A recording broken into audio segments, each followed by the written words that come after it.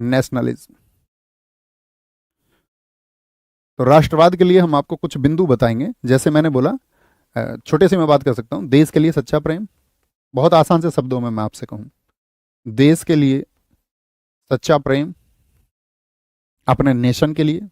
दूसरी चीज क्या है? उसकी रक्षा। उस देश की रक्षा कैसे होगी? उसकी रक्षा, और साथ में उसके सम्मान के लिए कुछ भी, उसके सम्मान के लिए, सम्मान के लिए कुछ भी। तीन बातें मैं अपनी तरफ से कह रहा हूं इनको, ये मेरी आइडियोलॉजी है। तो इस तरह से क्या होता है कि देश में जब इस तरह के विचार पैदा होने लग जाएं तो उसको हम बोलते हैं नेशनलिज्म, राष्ट्रवाद। तो उस समय के लोगों में ये भावनाएं पैदा होने लगी। अब सब लोग किसके विरोधी हो गए होंगे उस समय? तो आप कहेंगे ब्रिटिश शासन के विरोधी हो गए होंगे। तो कर्जन के दिमाग में ये आया कि भाई अगर ये सब लोग एकजुट हो रहे हैं तो क्यों ना इनको तोड़ा जाए, इनको तोड़ा जाए। क्योंकि हिंदू और मुसलमान एक साथ एक मंच पर जो आ रहे हैं, इनको कैसे तोड़ा जाएगा? तो उसके दिमाग में दो चीजें थी उस टाइम पे कर्जन पे, कि एक तो मुसलमानों के हक को अलग से उठाने वाली एक संस्था होनी चाहिए, क्योंकि कांग्रेस को तो एक हिंदूवादी संगठन का उन्होंने दर्जा दे दिया अंग्रेजों ने, कि भाई इसमें तो हिंदू ज्यादा है और इसमें क्या है, भविष्य में हिंदुओं के ही हित सुरक्षित होंगे, मुस्लिम हित की बात ये पार्टी नहीं करेगी। तो एक तो उनके लिए एक ऐसा मंच बना दिया जाए, जो भविष्य में बना भी मुस्लिम लीग 1906। और दूसरा क्या था कि इन लोगों के बीच में सांप्रदायिक खाई पैदा की जाए, इनके बीच में गैप आए। दूसरे बिंदु पर हम आपसे बात करेंगे, हिंदू और मुसलमान के बीच खाई का कारण क्या है। आप क्या समझते हैं? एक बिंदु जरा आप सोचने का देखिए, ठीक है? फिर हम वापस मुद्दे पर लौटेंगे तो आपको बहुत अच्छे से सारी चीजें समझ में आएंगी। दूसरी चीज क्या बोली हमने? अगर हम बोले हिंदू और मुस्लिम, मतलब अंतर कैसे आया हमारे देश में? भाई एक तो कॉमन सी बात यह है कि भाई धर्म अलग अलग हैं, मान्यताएं अलग अलग हैं, पूजा प्रथाएं, आपका जो भी आपका क्रियाकलाप हैं वो सब अलग अलग हैं, संस्कृति अलग अलग है ना? उनके जो रीति रिवाज हैं वो अलग अलग हैं। एक तो ये डिफरेंस है। दूसरी चीज, ये तो सब जानती है, धर्म है, ये कोई अंतर थोड़ी होगा, धर्म थोड़ी अंतर करेगा, बताओ। अच्छा एक बात बताओ, हमारे देश में जैन है या नहीं है? जैन है या नहीं है हमारे देश में? तो धर्म तो अंतर नहीं पैदा करता। तो जितने भी हमारे देश में हिंदू हैं, तो क्या उनके मन में वही विचार हैं जैनों के लिए भी जो मुस्लिमों के लिए हैं? क्या बौद्धों के लिए भी वही विचार हैं? क्या हमारे देश में रह रहे ईसाई या सिखों के लिए भी वही विचार हैं उनके? या जो किसी धर्म को नहीं मानते उनके लिए भी वही विचार हैं क्या उनके? तो आप कहोगे, तो आप बड़ा थोड़ा ठंडे मस्तिष्क से सोचें, तो आप कहोगे नहीं, यानी कि धर्म तो कारण नहीं है। अगर धर्म इसका कारण होता तो इसका मतलब था कि फिर तो सभी धर्मों के लिए आपकी ऐसी मानसिकताएं होती। समझ पा रहे हैं मैं क्या कह रहा हूं? तो आप कहेंगे हाँ धर्म तो कारण नहीं है, तो सिर्फ धर्म तो नहीं कह सकते। तो अच्छा फिर रीजन क्या है? पहला रीजन, पहला रीजन उसको समझे। हमारे देश में मुस्लिम आक्रमणकारी आए, मुस्लिम आक्रमणकारी हमारे देश में आए, आक्रमणकारी, आप कहोगे हाँ आए हमारे देश में। मुस्लिम आक्रमणकारी जब आए, उनमें से हमने आपको बहुत अच्छे से समझाया मध्यकालीन इतिहास में कि कुछ तो ऐसे थे जिन्होंने धर्म के आधार पर शासन नहीं किया, है ना? उन्होंने अपनी जनता को आधार मान करके उसका शासन किया। अच्छे राजा बहुत सारे हुए, मध्यकालीन इतिहास आपको पढ़ना होगा अगर आपने नहीं पढ़ा है तो, हमने आपको सब कुछ समझाया। लेकिन कुछ राजा आपने देखे होंगे जिन्होंने कट्टरपंथ के आधार पर अपना शासन किया, जिसमें से औरंगजेब प्रमुख था या नहीं था? आप कहोगे हाँ औरंगजेब इसमें प्रमुख था। अब उस तरह की दलीलें मत देना कि औरंगजेब ने तो किसी मंदिर को चंदा दे दिया था, और औरंगजेब के समय तो आपका हिंदू बहुत सारे सेनापति भी थे। तो वो बात अलग है, वो अपने प्रयोग के लिए और जिस टेरिटरी को मिलाते थे तो वहां के लोगों को, वहां की सेनाओं को वो इस्तेमाल करते थे, हर कोई करता था। तो औरंगजेब के समय पर क्या हुआ कि जब बहुत सारे मंदिर तोड़े गए, या अन्य राजा समझ लीजिए जिन्होंने भी मंदिरों को तोड़ा, तो उसकी वजह से क्या हुआ, हिंदुओं में इस्लाम के प्रति एक भय पैदा हुआ, भय कि भाई ये आक्रमणकारी तो हमारी आस्थाओं पर सवाल खड़े कर रहे हैं, और हमारी आस्था जो है उसके प्रति ये लोग क्या हैं, एकदम से एक कट्टर स्वभाव रखते हैं। तो पहला रीजन तो वो बना, ठीक है? पहला रीजन बनता है आपका मुस्लिम आक्रमणकारी, जो हिंदू मुस्लिम गैप का एक कारण बने, ठीक है? क्योंकि इन सब ने मुस्लिम आक्रमणकारी थे, जैसे मैं कह दूं औरंगजेब है, तो औरंगजेब के शासन का आधार क्या रहा था? औरंगजेब के शासन का आधार रहा था धर्म। उसने प्रशासनिक आधार पर या जरूरत के आधार पर, या देश में उस समय लोगों को किस तरह की आवश्यकताओं की जरूरत है उसके आधार पर शासन नहीं किया, उसका शासन सिर्फ और सिर्फ धर्म के आधार पर था। दूसरी चीज क्या बोलेंगे मुस्लिम आक्रमणकारियों के बाद में? दूसरी चीज क्या बोल सकते हैं हम? हमारे देश में जितनी भी धर्म के नाम पर राजनीति हुई, हमारे देश में धर्म के नाम पर जो भी पॉलिटिक्स हुई, जिस किसी भी पार्टी ने की, किसी पार्टी ने इसमें कसर नहीं छोड़ी है। धर्म के नाम पर जो राजनीति हमारे देश में हुई है, जैसे मान के चलो अंग्रेजों ने भी की, फूट डालो और राज करो, डिवाइड एंड रूल, इनको अलग अलग बांट दो। अंग्रेजों ने बहुत सारे धड़ विकसित किए ना हमारे देश में, एक तो हिंदू मुसलमान के बीच पैदा किया, एक आपका हमारे देश में ब्राह्मण और दलित के बीच में एक जो खाई है वो पैदा की। ठीक है, उन सबको भी हम समझेंगे धीरे धीरे। तो धर्म के नाम पर जो राजनीति है ये भी एक खाई का कारण बनी। तीसरी चीज क्या है? शिक्षा की कमी। शिक्षा की कमी, लैक ऑफ एजुकेशन। दोस्त याद रख लेना, जहां कहीं पर भी शिक्षा की कमी होगी वहां पर कट्टरपंथ आसानी से पनप जाएगा, आसानी से। और कट्टरपंथ जहां पनपेगा उसका कारण आप देखोगे, एक आपका अगर बोले शिक्षा की कमी बोल दें या हम बोल दें कि गलत इतिहास की इंटरप्रेट कर दें हम, यानी कि गलत इतिहास पुट कर दें आपके सामने। जैसे कि आप देखते होंगे आपका मीडिया है, मीडिया या सोशल मीडिया, इसका काम क्या है? बहुत जगह अफवाह फैलती है नहीं फैलाती? मीडिया या सोशल मीडिया, मीडिया या सोशल मीडिया बहुत जगह गलत अफवाह फैलाने के लिए काम करती है या नहीं करती? बताओ जरा। आप कहोगे ये तो सूचना के लिए इनका काम था कि भाई सूचना दें, लेकिन अब तो तुम देखते होगे न्यूज चैनल की डिबेट्स होती हैं, है ना? कोई पार्टी किसी पक्ष में है, कोई पार्टी किसी पक्ष में है। तो मेरा आपसे प्रश्न है कि सोशल मीडिया ये क्या हिंदू मुस्लिम या धर्मों के बीच में अंतर पैदा करने के लिए काम नहीं करता है? क्या उनको भड़काने का काम नहीं किया जाता, उनको इंस्टिगेट नहीं किया जाता है किसी एक पोस्ट के द्वारा, कि ऐसी पोस्ट कोई डाल दे जो किसी एक विशेष धर्म के समर्थन में हो और किसी दूसरे धर्म के खिलाफ हो, तो इंस्टिगेट किया जाता है। आप कहेंगे हाँ बहुत भड़काया जाता है। अच्छा, सोशल मीडिया हो गया आपका। पांचवा बिंदु हम बोले कि एक विचार ये है, एक की संस्कृति दूसरे के लिए खतरा है। एक की संस्कृति दूसरे के लिए खतरा, दूसरे के लिए खतरा, एक की संस्कृति दूसरे के लिए खतरा है। ये विचार भी सबके मन में है कि किसी एक का कल्चर जो है वो दूसरे को नुकसान पहुंचाएगा।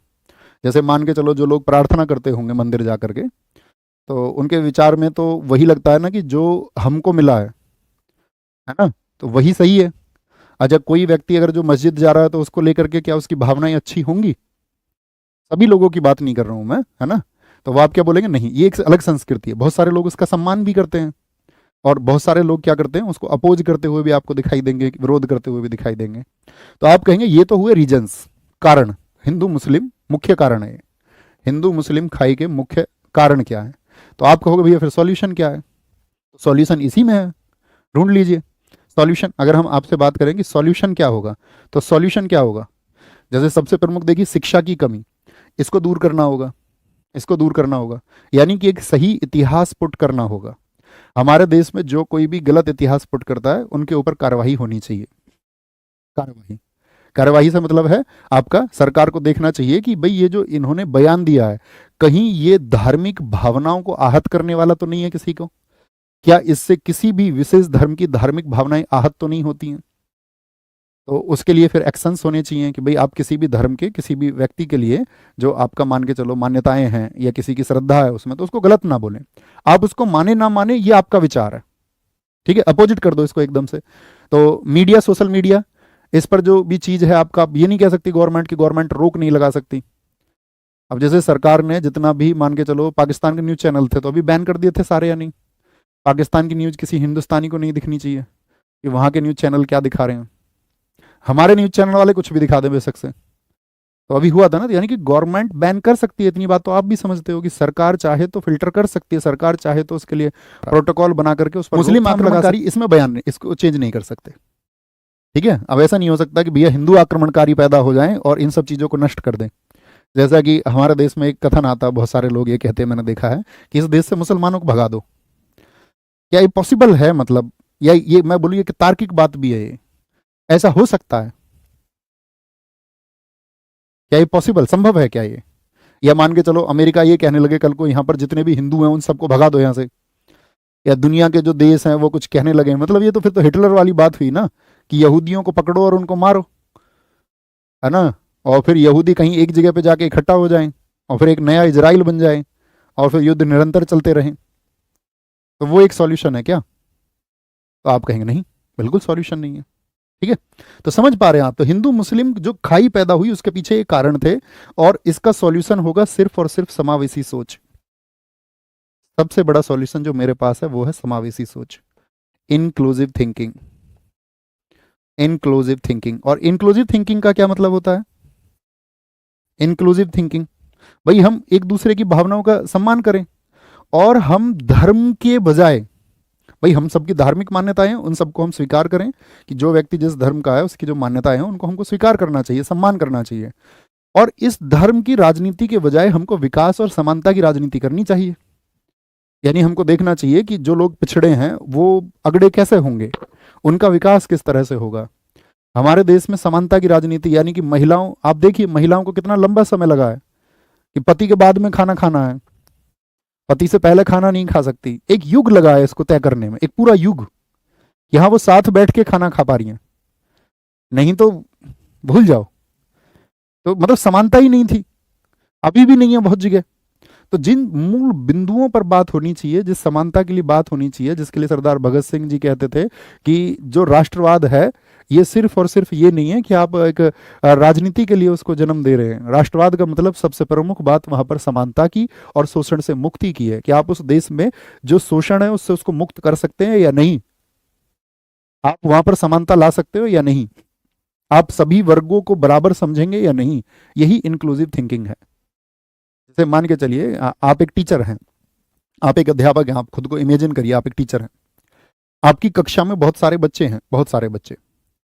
अब उन बच्चों में से क्या है कि सभी जाति के बच्चे भी हैं उसमें कक्षा में, सभी धर्म के बच्चे भी बैठे हुए हैं, शारीरिक रूप से कमजोर बच्चे भी, दिव्यांग बच्चे भी बैठे हुए हैं, शारीरिक रूप से पुष्ट बच्चे भी बैठे हुए हैं, और काले बच्चे भी बैठे हुए हैं, गोरे बच्चे भी बैठे हुए हैं। ठीक है, उसमें बच्चों में पुरुष भी हैं, महिलाएं भी हैं, सभी तरह के बच्चे हैं। तो आप किसका ध्यान दोगे, एक बताओ मुझे। क्या आप किसी एक विशेष जाति के बच्चे का ध्यान रखोगे, या आपको एक किसी विशेष धर्म के बच्चे का ध्यान रखना चाहिए, विशेष रंग का, विशेष लिंग का ध्यान आपको रखना चाहिए? क्या करेंगे आप? या अमीर बच्चा, गरीब बच्चा? तो आपको देखना पड़ेगा सभी को। क्या बोलेंगे? सभी को। जब हम सभी के बारे में समान रूप से विचार करें, यही होती है समावेशी सोच। हमारी शिक्षा भी ऐसी ही होनी चाहिए कि हमको वो प्रोवाइड कर पाए। उस इंक्लूसिव एजुकेशन की बात होनी चाहिए, समावेशी शिक्षा, समावेशी सोच की बात होनी चाहिए, जिसमें सभी को बराबर समझा जाए, सभी को बराबर। और अगर सभी बराबर नहीं है तो आपका प्रयास आपके जीवन में यह होना चाहिए कि ये सभी बराबर कैसे होंगे, जो नीचे है उसको ऊपर कैसे पहुंचाया जाएगा, अपलिफ्ट कैसे किया जाएगा। जो समाज में किसी भी वजह से नीचे है, या मान के चलो वो अपने लिंग की वजह से नीचे है, उसको वो दर्जा नहीं प्राप्त है समानता का, तो आप उसको अपलिफ्ट करें। जाति की वजह से नहीं है तो अपलिफ्ट करने का काम आपको होना चाहिए कि नहीं, इस मानसिकता से हमको दूर हटना होगा। बात समझे? तो क्या बोलेंगे? समावेशी सोच इसका एक सॉल्यूशन है। तो इन्हीं सब चीजों के बारे में जब कर्जन आता है तो कर्जन क्या सोचता है? कर्जन ये नहीं सोचता है कि सॉल्यूशन क्या हो, कर्जन ने सोचा कि ये जो बीच की खाई है इसको दूर कैसे किया जाएगा। तो उसने आकर मुसलमानों से एक वादा किया हमारे देश में। उसने कहा कि मुसलमानों को बंगाल विभाजन के वे फायदे होंगे, बंगाल के पार्टीशन से उनको वो फायदा होगा जो फायदा उनको मुगल काल में भी नहीं हुआ था। यानी कि जब मुस्लिमों का शासन था तब भी मुसलमानों को जो फायदा नहीं हुआ वो बंगाल विभाजन से उनको हो जाएगा। अब जो जिस आदमी ने, जिसके अंदर शिक्षा की कमी है, उसे क्या लगेगा कि हाँ होगा, लगेगा या नहीं लगेगा? तो वो व्यक्ति वेलकम करेगा या नहीं करेगा बंगाल विभाजन का?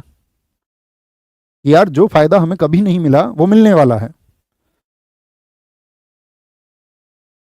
जवाब दें आप सब लोग, तब आगे बढ़ेंगे। तो वो इसको समर्थन करेगा नहीं करेगा? ठीक है, एक अर्जन का स्टेटमेंट मैंने आपको बताया। ओके, अच्छा, इस समय पर एक लेफ्टिनेंट गवर्नर और था बंगाल में, ब्लूमफील्ड फुलर। ब्लूमफील्ड फुलर का स्टेटमेंट था कि अंग्रेजी शासन की दो पत्नियां हैं, एक हिंदू और एक मुसलमान, और उसमें से वह मुसलमान पत्नी के प्रति ज्यादा वफादार है। इस स्टेटमेंट से आप क्या समझेंगे? ब्रिटिश शासन की दो पत्नियां हैं, एक हिंदू एक मुसलमान, और वो मुसलमान के प्रति ज्यादा वफादार है। यानी कि वो तमाम तरह के प्रलोभन दे रहे थे उस मुस्लिम वर्ग को, क्योंकि हमारे देश में जो राष्ट्रवाद जन्म ले रहा था, उस राष्ट्रवाद को, उस जन्मते और पनमते जो राष्ट्रवाद है, उसको कैसे भी उसकी चैन ब्रेक करनी है, इनका ध्यान कहीं और बांटना है, कहीं और। क्योंकि यहां पे सामाजिक सुधार आंदोलन चल रहे थे। सामाजिक सुधार आंदोलनों में जो जातियां थी, या आपका अगर बात करें आपका जाति प्रथा के उन्मूलन की बातें चल रही थी। अंग्रेजों ने कहा नहीं, जाति प्रथा उन्मूलन की बात मत करो, बात ये करो कि ये किसने किया था और उसको अपना विरोधी मान लो। उन्मूलन नहीं करना है, इस गैप को खत्म करने की बात मत करो, बातें ये करो कि ये गैप किसने किया था। अब आप मुझे बताएं कि किसी चीज का कोई कारण है कि कोई गैप पैदा हुआ, या अगर मैं बात करूं इस देश में, जैसा कि मैंने पिछली कक्षाओं में भी आपको बताया है, जो जातियां खुद को ऊंचा समझती रही उसने निम्न जातियों के साथ में क्या है, भेदभाव किए। अब इसमें अगर 5 लेयर हैं, 1 2 3 4 5 लेयर, 6 7 8 जो भी मान लो, ए खुद को नीचे से इनसे समझती रही, लेकिन क्या ये जो बी नंबर पे थी, क्या इन्होंने भी इनसे खुद से कंपेयर नहीं किया? हाँ या ना? आप कहेंगे हाँ जी। क्या जो थर्ड पे थी इन्होंने खुद से कंपेयर नहीं किया? क्या इन्होंने बाकी को खुद से नीचे नहीं समझा? जो फोर्थ पे थी इन्होंने खुद को नीचे नहीं समझा? मतलब कोई 1 सेकंड थर्ड फोर्थ नहीं है। बात सिर्फ ये है दोस्त कि एक जो प्रथाएं विकसित की गई, क्योंकि हमारे शास्त्रों में तो था नहीं, वहां तो वर्ण व्यवस्था थी, जो लोगों ने जैसा प्रचार किया, तो उन्होंने कहा कि कर्जन का क्या कहना था कि भाई ये मत सोचो गैप है, और गैप कैसे दूर होगा, सॉल्यूशन की भी बात नहीं करनी है, आपको तो विरोधी बन जाना है एकदम से कि किया किसने है। समझ पा रहे हो? अब मुझे बताएं, विरोध जरूरी है या सॉल्यूशन जरूरी है? अब जितने भी समाज सुधारक हुए उन सब की बातें यही थी कि भाई आपका छुआछूत की प्रथाओं को ना बढ़ाया जाए, जाति व्यवस्था जैसी चीज़ों को ना विकसित होने दिया जाए, और ये जो बीच में अंतर आ गया है, जो भेदभाव है, किसी प्रकार का जो आपका जातीय भेदभाव है, रेशियल डिस्क्रिमिनेशन है या कास्ट डिस्क्रिमिनेशन है, वो नहीं होना चाहिए। अब उन्होंने कहा यार ये तो लोग सब एकजुट हो जाएंगे, और बंगाल इसका गढ़ था। जैसे हमने आपको बताया राजा राम मोहन राय कहाँ से संबंधित थे, तो जब उन्होंने रेनेसां को जन्म देना शुरू किया तो बंगाल ही तो सेंटर था, तो इन्होंने कहा बंगाल ही इस नेशनलिज्म के लिए जिम्मेदार है, यही सेंटर है, तो इस बंगाल में विभाजन कर दिया जाए और हिंदू मुस्लिम का बीज बो दिया जाए। अब आप समझ गए होंगे, एक बार थम्स अप करके मुझे बताएं कि हाँ भैया हम अब अच्छे से समझ गए कि ये अंग्रेजों ने क्यों किया। ठीक है, अंग्रेजों ने ये क्यों किया। अंग्रेज इस बात को नहीं मानते थे कि उन्होंने ये क्यों किया। अंग्रेज तो ये कहते थे कि ये प्रदेश बहुत बड़ा है और यहां प्रशासनिक सुविधाओं के लिए हमको, क्योंकि इतने बड़े प्रदेश पर एडमिनिस्ट्रेशन चलाना बहुत मुश्किल है, तो उस एडमिनिस्ट्रेशन को अच्छे से हम चला पाएं उसके लिए जरूरी है कि इसको बांट